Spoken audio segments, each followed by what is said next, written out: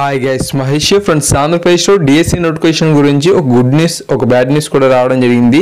అదేంటంటే మనకు DSC notification ఈ నెల 10వ తారీఖున రిలీజ్ చేస్తామని చెప్పి విషయం చెప్పారు కదా. అయితే ఆ యొక్క నోటిఫికేషన్ అనేది మనకు మరలా వాయిదా పడే అవకాశాలు అయితే చాలా ఎక్కువగా కనిపిస్తున్నాయి. అండ్ గుడ్ న్యూస్ విషయానికి వెళ్ళినట్లయితే పీఈటీ పోస్టులను పెంచుతున్నారు. అవును, సో మనకు 250 పోస్టుల వరకు కూడా ఈ పీఈటీ పోస్టులు అనేవి పెంచే అవకాశం ఉన్నట్లుగా స్పష్టమైన సమాచారం అయితే రావడం జరిగింది. ఓకే, సో దీనికి సంబంధించిన పూర్తి సమాచారం ఈ యొక్క వీడియోలో పరిశీలన చేద్దాం. డిఎస్సి ప్రకటన వాయిదా ఈ నెల 10న మనకు నోటిఫికేషన్ అనుమానం అని చెప్పి చెప్తున్నారు. పోస్టులు రిజర్వేషన్లపై ఇంకా స్పష్టత అనేది రాలేదంట. పీఈటీ పోస్టులను 250 వరకు కూడా పెంచే అవకాశం ఉన్నట్లుగా సమాచారం ఉంది. ఇప్పటికీ 2 సార్లు మనకు ఈ డిఎస్సి నోటిఫికేషన్ అనేది వాయిదా వేశారు. ఇప్పుడు మరొకసారి వాయిదా పడే అవకాశాలు అయితే ఉన్నాయి. ఓకే, సో డిఎస్సి నోటిఫికేషన్ అనేది వాయిదా పడనుంది. ప్రాథమిక షెడ్యూల్ ప్రకారం బుధవారం నోటిఫికేషన్ జారీ చేయాల్సి ఉండగా ఇంతవరకు పోస్టులు, రిజర్వేషన్, రోస్టర్, సంక్షేమ శాఖల పోస్టులపై స్పష్టత అనేది రాలేదు.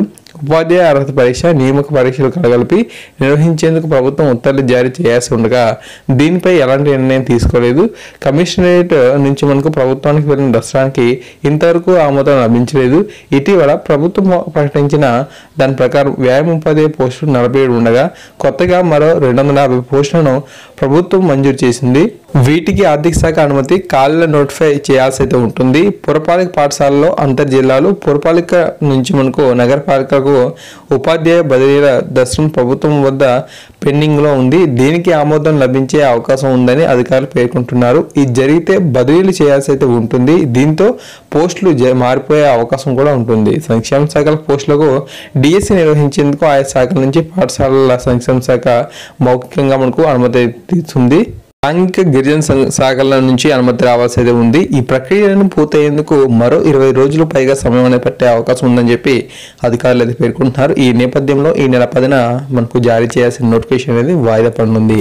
ఈ విధంగా మనకు ఇన్ఫర్మేషన్ అయితే ఉంది. సో ఎవరైతే మనకు పీఈటీ అభ్యర్థులు ఉన్నారో వీరికి చాలా మంచి వార్త అనేది రావడం జరిగింది. సో ఇప్పుడు మనకు డిఎస్సి నోటిఫికేషన్ కానీ రిలీజ్ చేస్తే మీకు ఖచ్చితంగా మనకు 250కి పైగా పోస్టులు అనేది ఉండే అవకాశం అయితే ఉంది.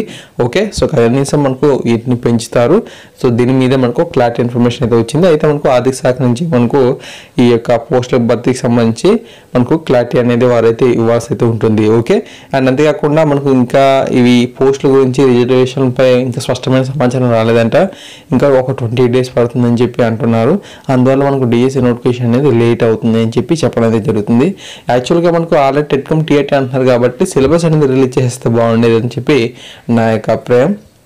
ఈ యొక్క కాళ్ళ గురించి అంత తేలిగా అంత త్వరగా అనేది మనకు సమాచారం రాకపోతే ఖచ్చితంగా మనకు సిలబస్ అనేది ఇచ్చేస్తే అప్పుడు ఆ సిలబస్కి అనుగుణంగా వాళ్ళు 60 రోజులు ఇస్తారో లేదంటే 70 రోజులు ఇస్తారో ఎగ్జామ్కి కేటాయించుకుంటే మంచిది.